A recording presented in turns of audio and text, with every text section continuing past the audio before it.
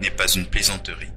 Une révélation du révérend David Wilkerson, reçue le 15 février 2011, avant sa mort, survenue le 27 avril 2011. Je vais vous dire, en quelques minutes, comment j'ai reçu ce message.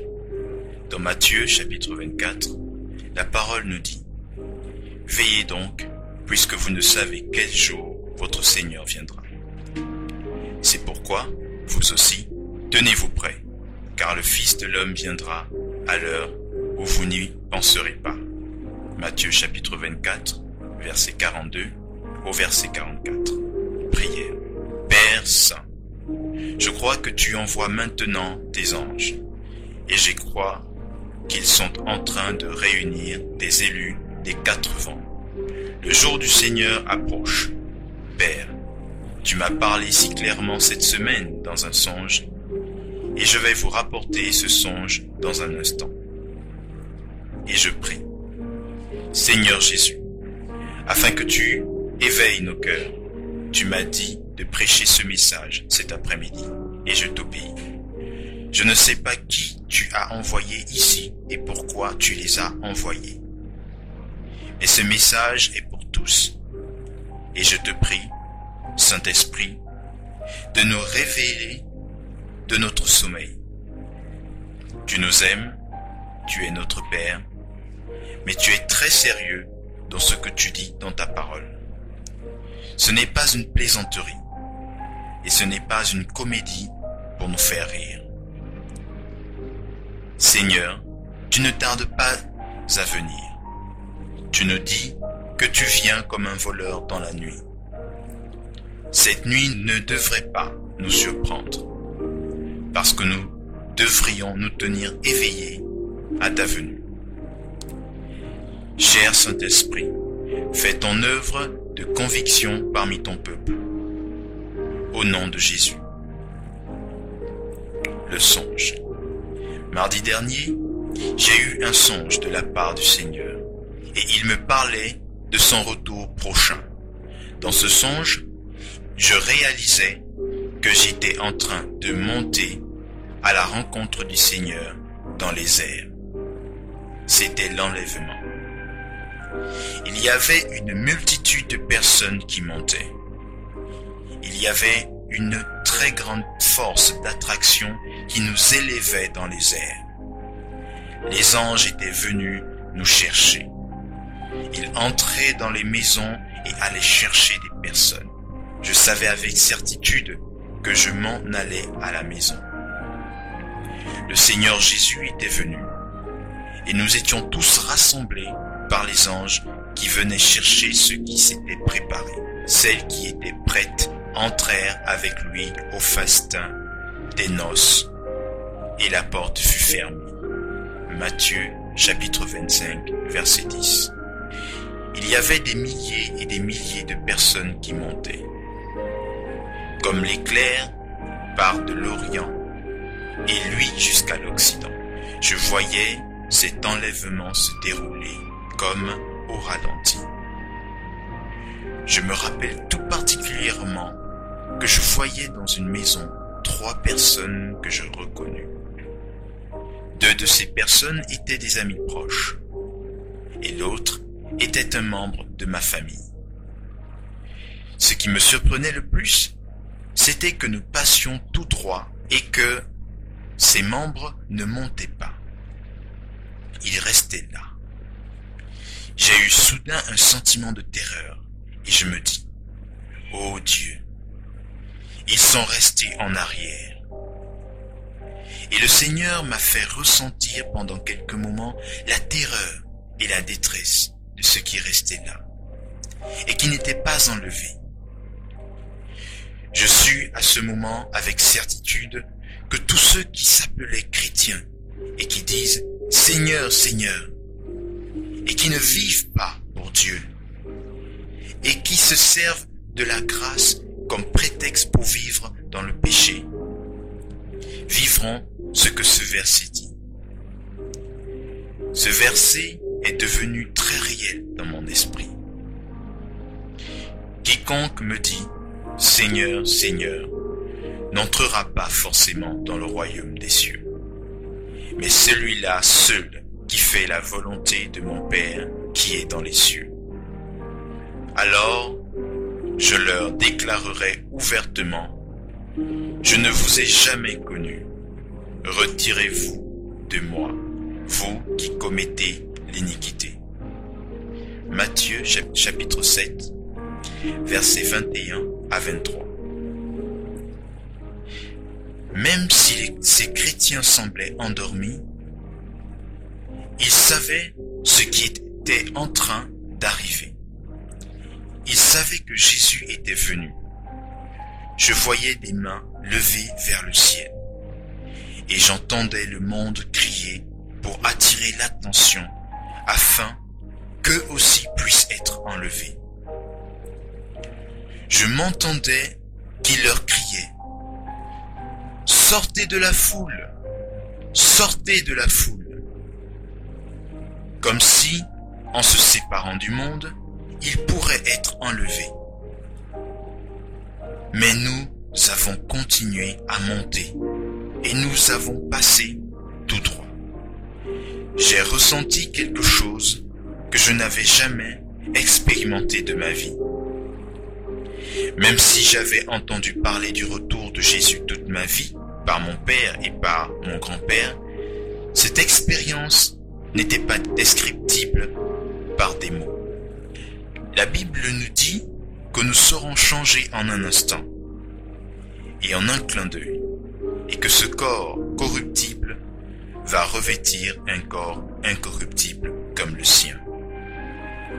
La parole nous dit que nous devons être prêts, car les noces de l'agneau sont venues et son épouse s'est préparée. Apocalypse chapitre 19, verset 7.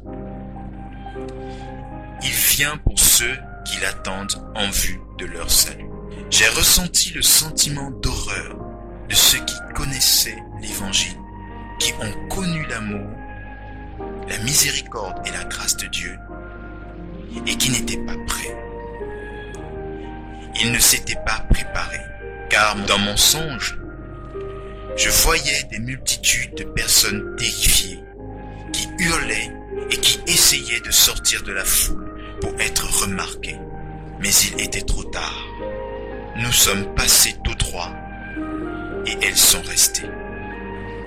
Je savais que je m'en allais au ciel avec le Seigneur, mais je ressentais à propos de mes deux amis et du membre de ma famille qui était resté un sentiment douloureux, car je les voyais dans une terreur incroyable et une détresse indescriptible. Alors, de deux hommes qui seront dans un champ, l'un sera pris et l'autre laissé. De deux femmes qui moudront à la meule, l'une sera prise et l'autre laissée. Veillez donc, puisque vous ne savez quel jour votre Seigneur viendra. Matthieu chapitre 24, versets 40, 41 et 42. Il vient.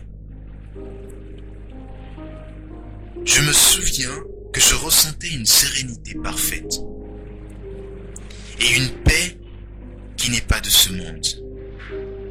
Il n'y avait pas de crainte. Je voyais des nuages en dessous.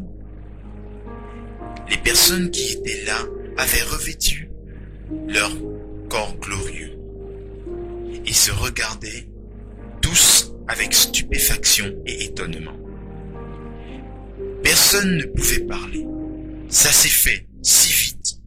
En un instant, en un clin d'œil, nous étions tous rassemblés des quatre vents.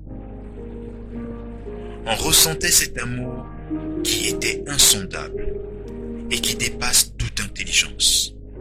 Je savais que j'étais à la maison et que la terre n'était plus, où je ne l'apercevais plus. Satan ne pouvait plus nous toucher. Il n'y avait plus de péché.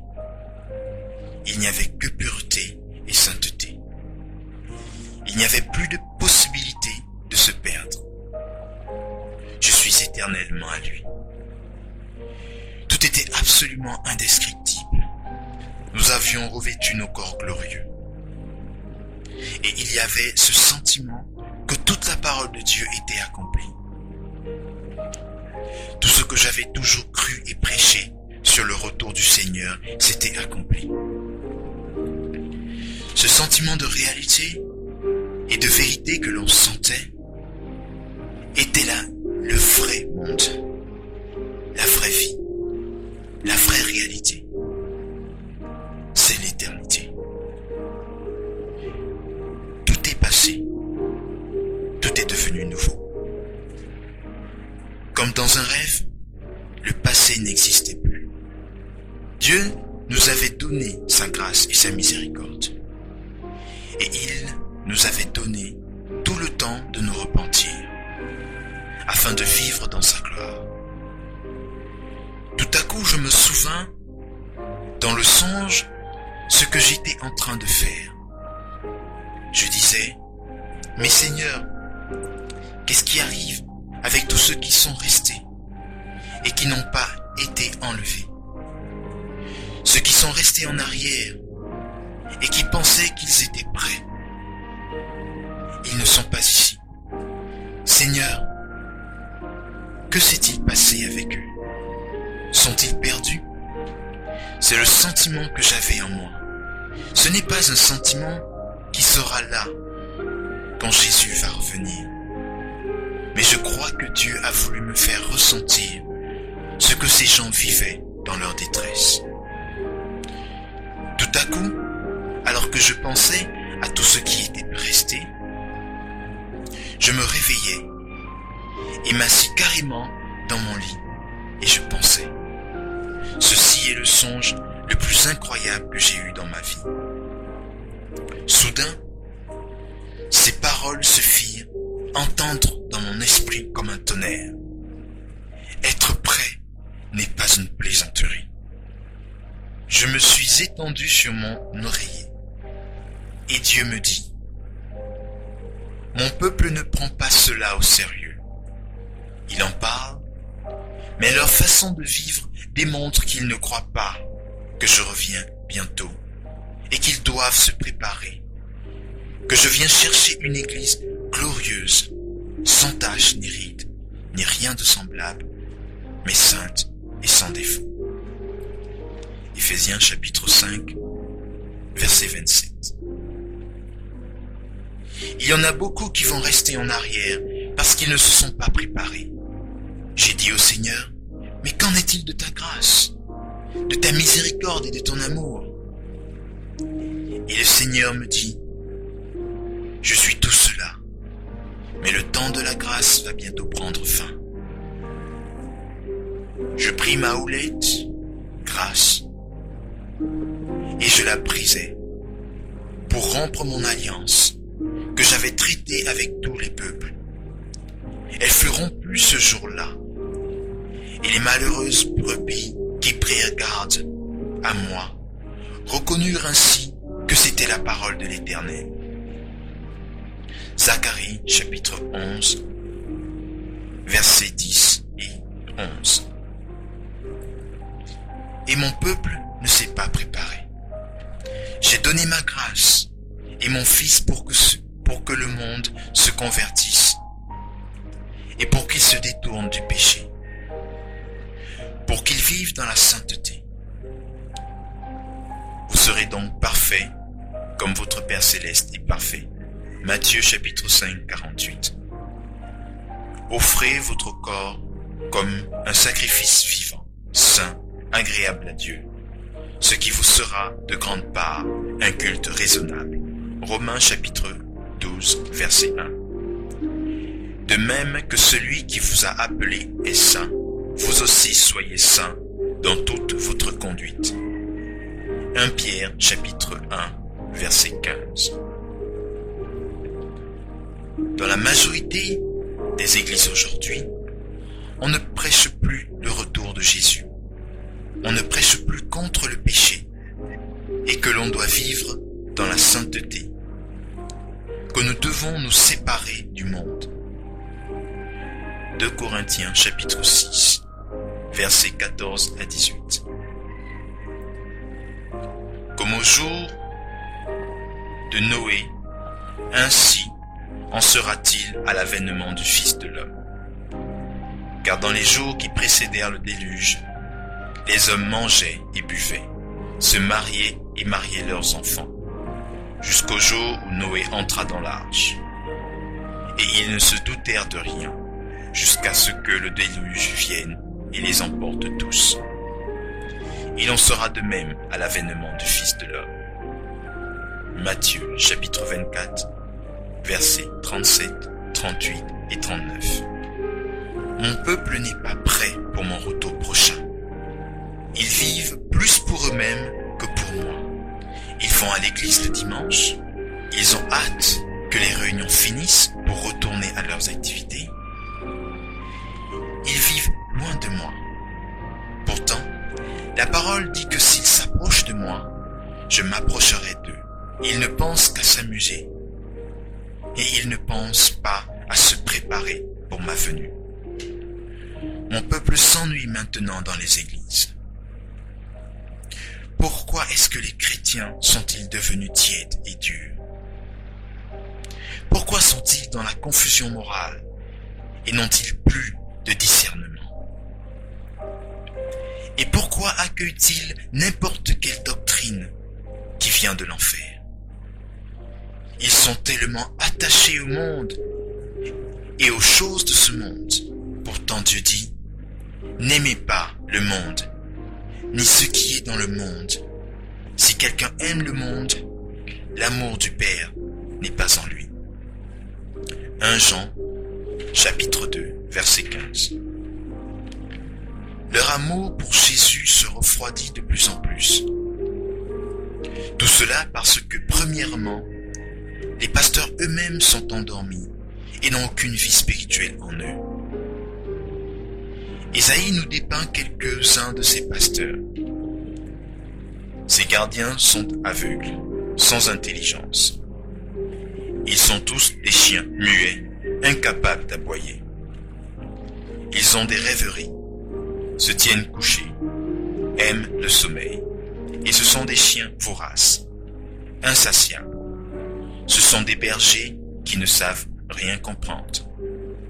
Tous suivent leur propre voie, chacun selon son intérêt, jusqu'au dernier. Ésaïe chapitre 56, versets 10 à 11. Le verset 9 parle de toutes sortes d'esprits mauvais qui se sont emparés des brebis pour les dévorer. À cause de ces pasteurs endormis, vous toutes, bêtes des champs, venez pour manger, vous toutes, bêtes de la forêt. Ésaïe, chapitre 56, verset 9. Des hommes aveugles sans aucun message venant du Saint-Esprit, sans aucune tristesse dans leur cœur pour les brebis qui sont dévorées. Ils ne comprennent rien au message spirituel. Ils arrivent à l'église sans aucune révélation nouvelle du Seigneur. Ils ne reçoivent plus leur message directement du cœur de Dieu. Ils sont aveugles et endormis. Parce qu'ils passent leur soirée devant la télévision à regarder des ordures. L'œil est la lampe du corps. Si ton œil est en bon état, tout ton corps sera illuminé. Mais si ton œil est en mauvais état, tout ton corps sera dans les ténèbres. Matthieu chapitre 6, verset 23. Ces pasteurs n'ont aucune vie, aucune puissance, et ils prêchent pour un salaire. Ces chefs jugent pour des présents. Ces sacrificateurs enseignent pour un salaire. Et ces prophètes prédisent pour de l'argent. Et ils osent s'appuyer sur l'Éternel. Ils disent, l'Éternel n'est-il pas au milieu de nous? Michée, chapitre 3, verset 11. Cette attitude est tellement répandue dans l'Église que ce n'est pas étonnant que nous vivions dans une nation éloignée de Dieu et rétrograde. C'est aussi pour cela que bien des églises ferment leurs portes. Il n'y a plus d'hommes de Dieu qui vivent dans la prière et dans le jeûne et qui cherchent vraiment à connaître Jésus. Pourtant, l'apôtre Paul, presque à la fin de sa vie, faisait cette prière. Mon but est de le connaître, lui. Philippiens chapitre 3, verset 10. Il n'y a plus d'homme de Dieu qui pleure en faveur des brebis, sachant qu'il y en avait parmi elles qui s'en vont en enfer. Malgré tout cela, nous avons notre part de responsabilité. Même s'il y a beaucoup de pasteurs morts spirituellement et qu'il y a beaucoup d'églises mortes, la Bible nous dit que nous allons avoir à rendre des comptes pour nous-mêmes. Nous avons la parole de Dieu et le Saint-Esprit pour nous guider et nous aider à comprendre. Vous ne pourrez pas, au jour du jugement, faire tomber le blâme sur aucun ni aucune église. Vous avez votre Bible. Étudiez-la et apprenez à connaître Jésus par vous-même. Et mettez-la en pratique. Ainsi, quiconque entend de moi ces paroles et les met en pratique sera semblable à un homme sensé qui a bâti sa maison sur le roc. Matthieu, chapitre 7, verset 24. Nous n'aurons aucune excuse au jour du jugement. Ceux-là seuls qui sont prêts vont être enlevés pour se marier avec Christ, car les noces de l'agneau sont venues et son épouse s'est préparée. Apocalypse chapitre 19 verset 7. L'épouse s'est préparée. Jésus ne revient pas pour une épouse qui dort. Il revient pour une épouse qui l'attend. L'Église, l'Esprit et l'épouse disent « Viens ». Si vous aimez vraiment Jésus, aujourd'hui, le cri de votre cœur va être « Seigneur, qu'est-ce que je dois faire pour être prêt ?» Nous avons beaucoup de choses à faire pour nous préparer. Mais le Saint-Esprit m'en a énuméré 3. Alors que j'étais encore dans mon lit cette nuit-là, ces versets sont venus très clairement dans mon esprit. Premièrement, si donc vous êtes ressuscité avec Christ, cherchez les choses d'en haut, où le Christ est assis à la droite de Dieu. Préoccupez-vous de ce qui est en haut et non de ce qui est sur la terre. Colossiens chapitre 3, versets 1 et 2. Fixez votre regard sur Jésus et sur sa parole, et non sur ce qu'il y a dans ce monde. La parole nous encourage à racheter le temps, car les jours sont mauvais. Éphésiens chapitre 5, verset 16. La Bible nous dit aussi, quand le Christ, votre vie, paraîtra, alors vous paraîtrez aussi avec lui dans la gloire. Colossiens chapitre 3, verset 4. Si Christ est votre vie, alors vous allez monter avec lui dans la gloire. Ce n'est pas votre carrière, votre travail, vos loisirs et tout ce qui vous retient dans ce monde qui doivent être votre vie, mais Christ. Je sais qu'une tempête arrive sur ce monde. Le Seigneur me l'a fait savoir très clairement. Et ceux qui ont des dettes vont souffrir beaucoup. Le Seigneur nous demande de ne rien devoir à personne, autant dans le Nouveau Testament que dans l'Ancien Testament. Le prophète Habakkuk nous dit, sous l'inspiration du Saint-Esprit, « Malheur à celui qui accumule ce qui n'est pas à lui. » Jusqu'à quand? Malheur à celui qui augmente le fardeau de ses dettes. Habakkuk, chapitre 2, verset 6. Sortez de vos dettes. Les soucis et les fardeaux étouffent la parole en vous. Jésus dit, celui qui a reçu la semence parmi les épines, c'est celui qui entend la parole, mais en qui les soucis du monde et la séduction des biens de ce monde étouffent cette parole et la rendent infructueuse. Matthieu chapitre 16, verset 22. L'esprit de convoitise, toujours plus, ne jamais être rassasié.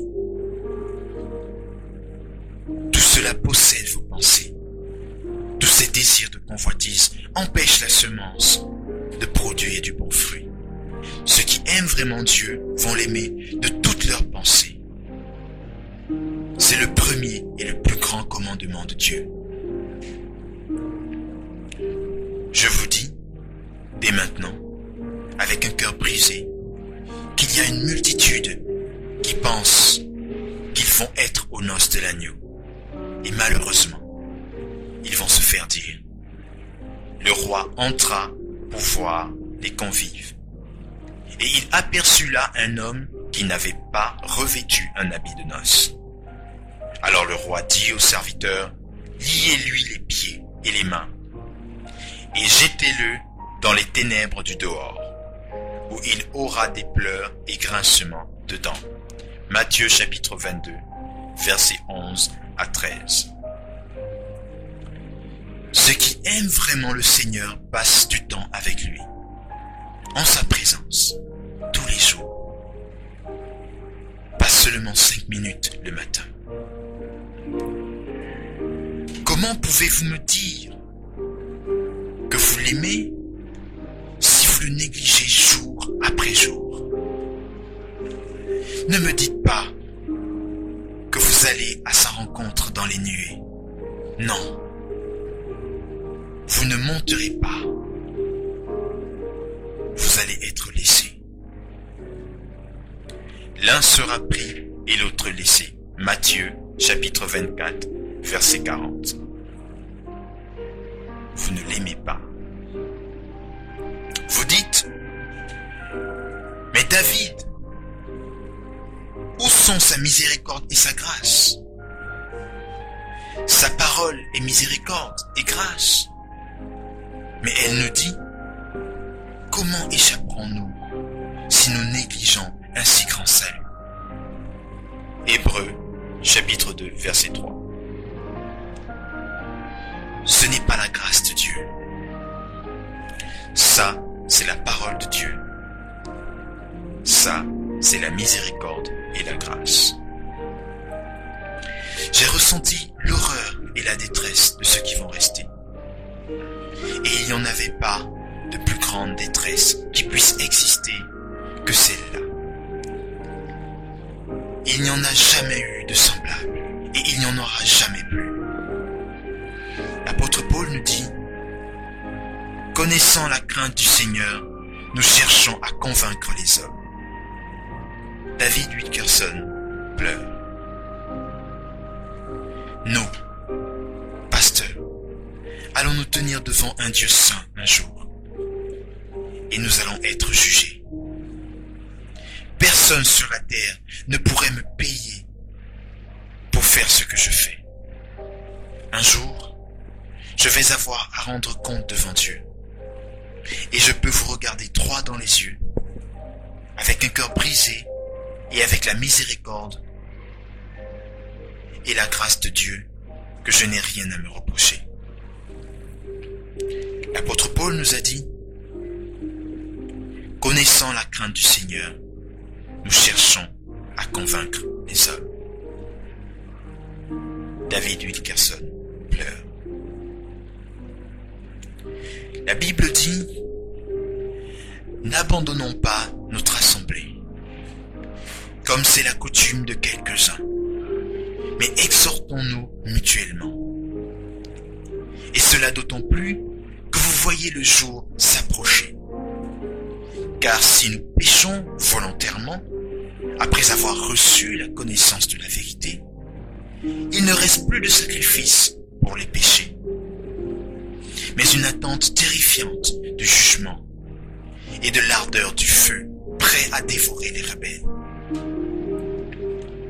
Si quelqu'un a violé la loi de Moïse, il est mis à mort sans pitié, sur la déposition de 2 ou 3 témoins.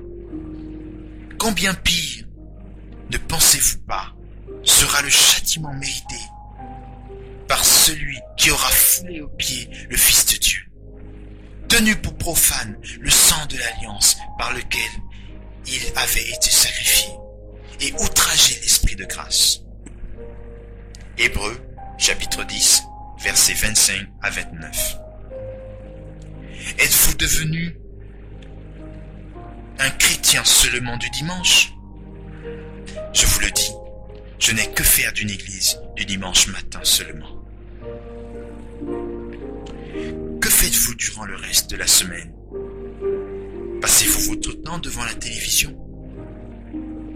Voici ce que le Saint-Esprit m'a dit deuxièmement. Écoutez bien attentivement. Vous ne pouvez pas être prêt si vous ne réglez pas avec Dieu tout ce qui est mauvais dans votre cœur. Chaque blessure, chaque racine d'amertume, chaque animosité.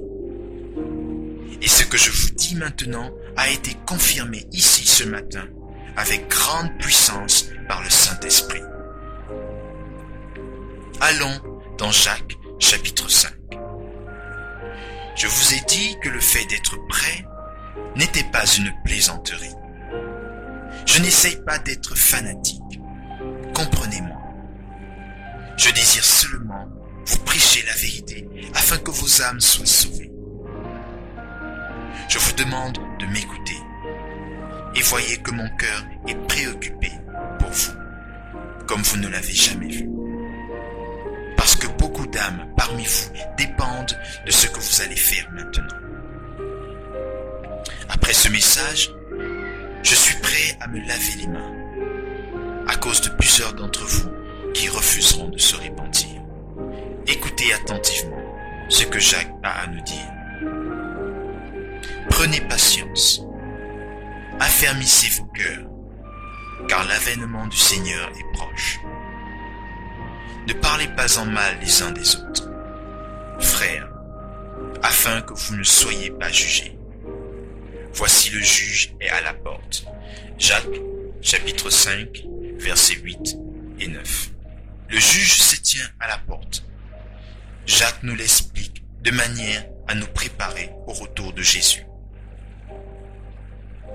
en rendant nos cœurs purs et en n'ayant aucune racine d'amertume ou d'animosité contre un frère ou contre une sœur, et en ne parlant pas en mal d'eux, afin qu'il n'y ait rien qui nous sépare de Dieu dans notre union avec lui.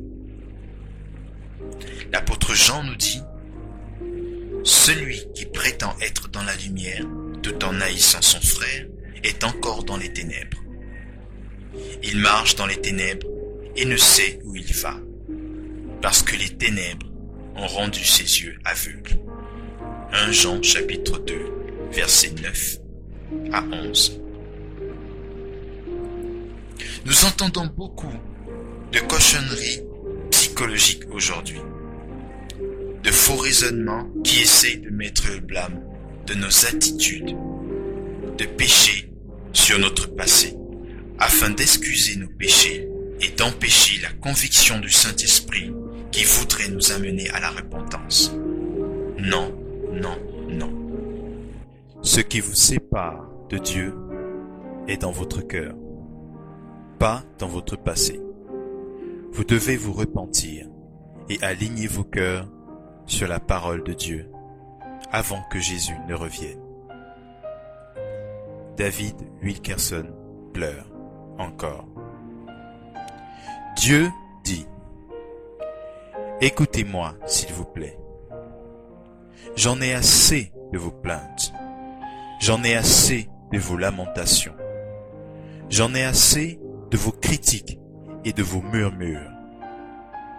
Repentez-vous. Si vous avez quelque chose contre un frère ou une sœur, vous feriez mieux de régler ce problème tout de suite. C'est urgent. Est-ce que vous rejetez la parole de Dieu qui dit: supportez-vous les uns les autres, et si l'un a à se plaindre de l'autre, pardonnez-vous réciproquement? De même que Christ vous a pardonné, pardonnez-vous aussi. Colossiens, chapitre 3, verset 13. Et Marc, chapitre 11, verset 26, dit: lorsque vous êtes en prière, si vous avez quelque chose contre quelqu'un, pardonnez-lui, afin que le Père, qui est dans les cieux, vous pardonne aussi vos fautes. Vous me dites que vous êtes prêts pour le retour retour de Jésus, alors que Dieu ne vous pardonne même pas vos péchés si vous avez quelque chose contre quelqu'un, ou parce que vous gardez rancune à un frère ou à une sœur. Ne savez-vous pas que Dieu vient chercher une épouse qui a un cœur pur? La Bible dit, « Heureux ceux qui ont le cœur pur, car ils verront Dieu. » Matthieu, chapitre 5, verset 8. Écoutez-moi bien. Vous voulez être réunis avec les élus lorsque les anges vont venir pour rassembler les élus aux quatre vents? Cela m'importe peu quelle théologie vous avez ou en quelle doctrine vous croyez. Cela m'est égal de quelle manière vous vous excusez vos péchés. Je me demande de quelle sorte de grâce vous couvrez vos péchés. Mais la Bible dit que si vous ne pardonnez pas à vos frères de tout votre cœur, votre Père ne vous pardonnera pas non plus. Vous allez mourir dans vos péchés. Oubliez que vous êtes prêts pour le retour de Jésus. Vous allez mourir dans vos péchés si vous ne vous repentez pas. Peu importe ce qu'ils vous ont fait, la parole vous dit de pardonner. C'est certain et très clair dans la parole que tout chrétien qui ne pardonne pas ne peut être sauvé. Maintenant, cela va devenir un peu plus sévère. Allons ensemble dans l'évangile de Matthieu au chapitre 24, au verset 48 à 51. S'il vous plaît, remarquez que ce serviteur était un chrétien, mais il a développé un cœur mauvais. Voyez, il appelle Dieu son maître et parle même de son retour. Mais si un mauvais serviteur qui se dit en lui-même, mon maître tarde à venir, s'il se met à battre ses compagnons de service et s'il mange et boit avec les ivrognes, le maître de ce serviteur viendra le jour où il ne s'y attend pas et à l'heure qu'il ne connaît pas. Il le mettra en pièces et lui fera partager le sort des hypocrites. C'est là qu'il y aura des pleurs et des grincements de dents. Dans le verset 49, l'expression dans les textes grecs « battre ses compagnons » veut dire littéralement « frapper verbalement avec la langue ». Cet individu s'installe au téléphone et s'enivre de paroles qui sont du poison et qui empoisonnent ceux qui l'entendent. Ils sont intoxiqués par la calomnie et la médisance. Cela peut être une épouse qui parle à son mari ou un mari qui parle à son épouse, ou un frère à une sœur, et ainsi de suite. Et cela persiste sans qu'il n'y ait jamais repentance. Tu t'assis et tu parles contre ton frère. Tu diffames le fils de ta mère. Voilà ce que tu as fait, et je me suis tu. Tu t'es imaginé que je te ressemblais, mais je veux te reprendre et tout mettre sous tes yeux. Psaume chapitre 50, versets 20 et 21. Cela peut aussi être quelqu'un qui parle contre son patron ou un compagnon de travail, et il persiste à s'enivrer de ces paroles mauvaises jour après jour. Ils sont ivres et intoxiqués. C'est du poison. Je sais que je parle à quelqu'un prophétiquement en ce moment. Qu'il soit ici, ou qu'il écoute cette cassette, ou qu'il lise cet article. Vous êtes en train de vous endurcir. Vous êtes déterminé à ne pas pardonner. N'oubliez pas que le vrai pardon de Dieu oublie les offenses et que nous devons oublier leurs offenses avec l'aide du Saint-Esprit. Laissez-moi vous citer ce verset. La pauvreté spirituelle et la honte sont le partage de celui qui rejette la correction. Mais celui qui a égard à la réprimande est honoré. Proverbe 113, verset 18. Ceux qui vivent avec des péchés dans leur cœur n'entendront pas la trompette de Dieu. Dieu dit, si vous vous repentez, je vais vous envoyer mon Saint-Esprit avec ma miséricorde et ma grâce. Je vais répandre sur vous ma bénédiction en abondance. Dieu donne son Saint-Esprit à ceux qui lui obéissent. Actes, chapitre 5, verset 32. Si vous refusez de vous repentir, je vous dis que la malédiction va venir sur vous. Et j'ai vu cela se produire dans beaucoup de ministères et dans la vie de beaucoup de chrétiens. Ils ont perdu la présence de Dieu. Ils vivent dans les ténèbres et ne comprennent plus rien aux choses spirituelles. Ils n'ont plus de révélation. Ils n'entendent plus jamais la douce voix du Saint-Esprit leur parler. Ils sont confus. Ils ne sont pas prêts. Je vous le déclare, que c'est le temps de prendre la parole de Dieu au sérieux, de croire ce qu'elle dit et de la mettre en pratique. Dieu est très sérieux dans ce qu'il dit. David Wilkerson ressent la tristesse du Saint-Esprit dans son cœur et il ne parle plus. Il pleure. C'est un Dieu d'amour et de miséricorde, mais il est aussi un feu dévorant. Il va consumer par ce feu tout ce qui se moque de sa grâce. Combien pire, ne pensez-vous pas, sera le châtiment mérité par qui aura foulé aux pieds le Fils de Dieu, tenu pour profane le sang de l'alliance par lequel il avait été sanctifié et outragé l'Esprit de grâce. Hébreux chapitre 10, verset 9. Toute ma vie, j'ai prêché la grâce et la miséricorde de Dieu. Mais sachez avec certitude que la grâce va bientôt prendre fin. J'ai pris ma houlette grâce et je la brisai pour rompre mon alliance que j'avais traitée avec tous les peuples. Zacharie, chapitre 11, verset 10. Lorsque la porte de l'arche de Noé fut fermée, il n'était plus possible d'y entrer. Répentez-vous, tandis qu'il est encore temps. Jésus vous attend avec amour. Il pleure encore sur Jérusalem. La Jérusalem spirituelle. Il vous attend pour vous rendre libre. Et celui qu'il affranchit est réellement libre. Si donc le Fils vous rend libre, vous serez réellement libre. Jean, chapitre 8, verset 36. Tout ce que vous avez à faire, c'est de lui dire, « Oh Dieu, je ne veux plus de ces péchés dans mon cœur. Libère-moi.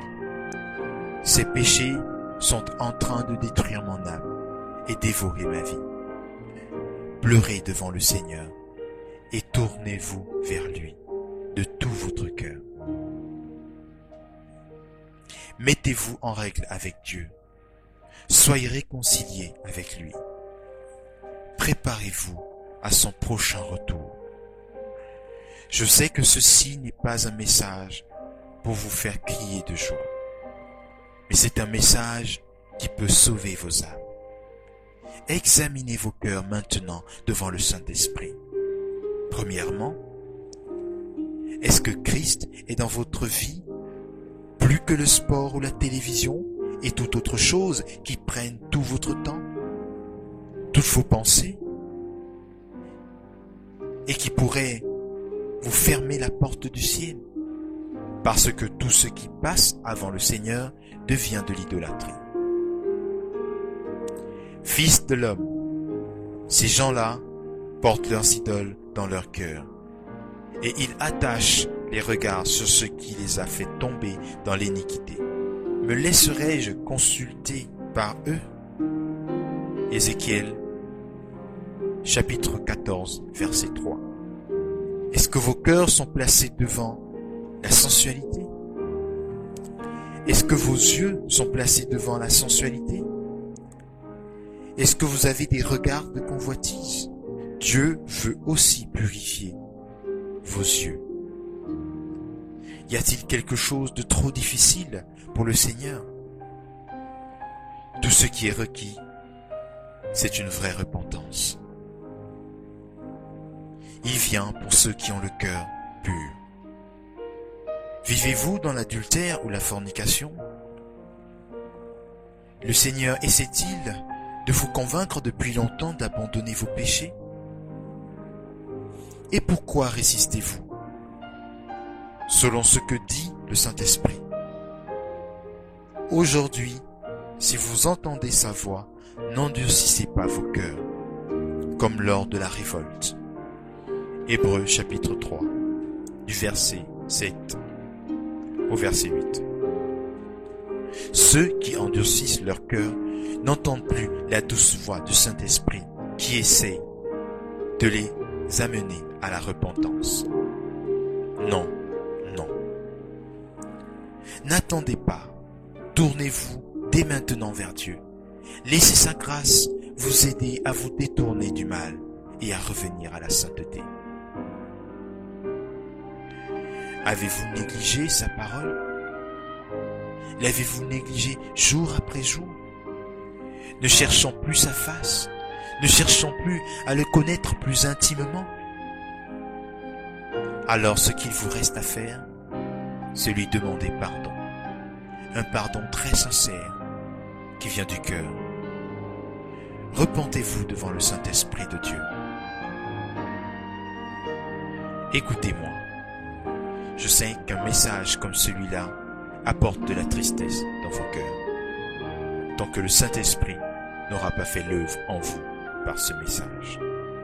Et nous savons que la tristesse selon Dieu produit une repentance qui mène au salut et que l'on ne regrette pas, tandis que la tristesse du monde produit la mort.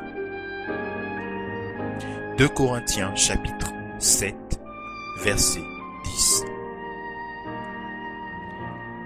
Par cette repentance vient une joie immense et une paix qui surpasse toute intelligence. Et tout cela vient inonder votre cœur parce que vous avez obéi à sa sainte parole. Si nous confessons nos péchés, il est fidèle et juste pour nous pardonner et nous purifier de toute injustice. Écoutez-moi tous, ceci n'est pas une plaisanterie. Un enseignement de David Wilkerson.